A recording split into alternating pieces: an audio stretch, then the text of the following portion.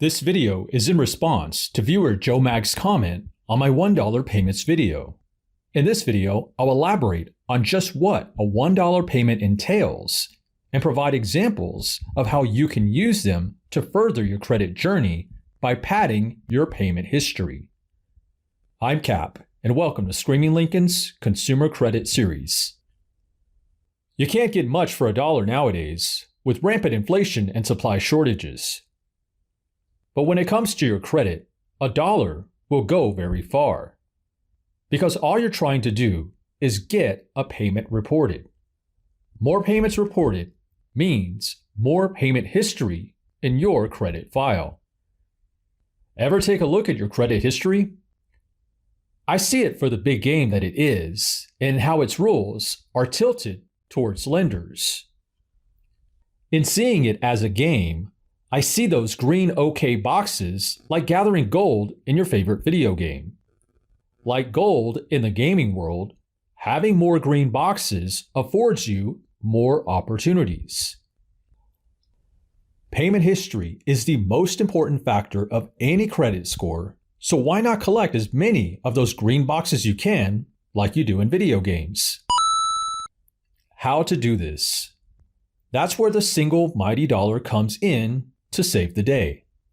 In the credit world, a single dollar can still boost your score to the exact same degree as someone who pays millions of dollars.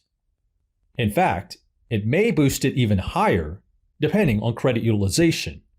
More on that in a moment. The additional factors beyond a credit score may be more favored with someone paying millions to lenders, no doubt about that. But when it comes to credit scores, the algorithm doesn't show favoritism. It looks for the usual factors, some of which may vary to a degree, depending on lender preferences towards the data analytics algorithms provided by companies like FICO.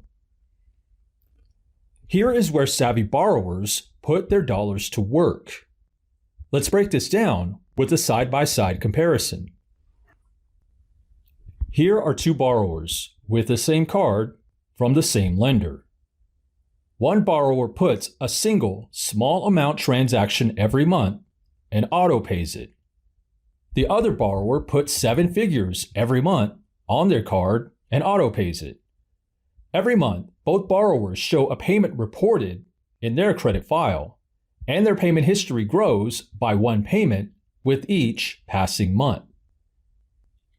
Given their payment histories are growing by one with each passing month, you can conclude that the boost to their credit scores will be the same when an algorithm analyzes their credit data when it comes to payment history.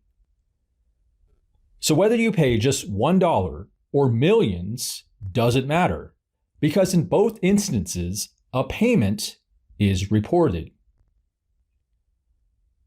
There are other factors that contribute to a credit score that could go against borrowers, like credit utilization, for example. So someone who charges millions or even just a couple hundred on a card with a $400 credit limit can be hit with high credit utilization and be deemed a high-risk borrower by many lenders' algorithms. This is why I push the $1 payment.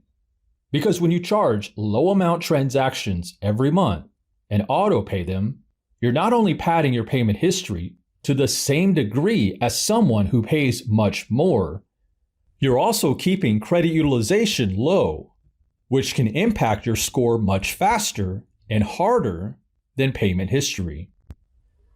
Here's what I mean. This borrower spends $10,000 every month and pays in full. Here's another borrower that buys a pack of gum at the store every month and auto-pays their card. Both borrowers have payments reported every month. However, depending on what their balance is when the lender reports, the $10,000 borrower runs the risk of really high utilization, which is a huge red flag in the credit world. See my video that goes more in depth on when borrowers should pay their cards so you don't fall victim to high utilization. Again, this is why I hold the $1 payment in such high regard. You can't get anything for $1 nowadays, except when it comes to building your credit file. Why not take these single dollars and spread them out against your growing portfolio of cards to build your payment history? Some people complain this takes too long because no merchant allows consumers to auto-buy anything for $1 due to high card processing costs. There is some truth in that. Imagine buying a $1 item at your local store's checkout and holding up the line as you run through all 5, 10, or even 20 cards in my case. I always push Amazon loads. It can be done anywhere with your phone.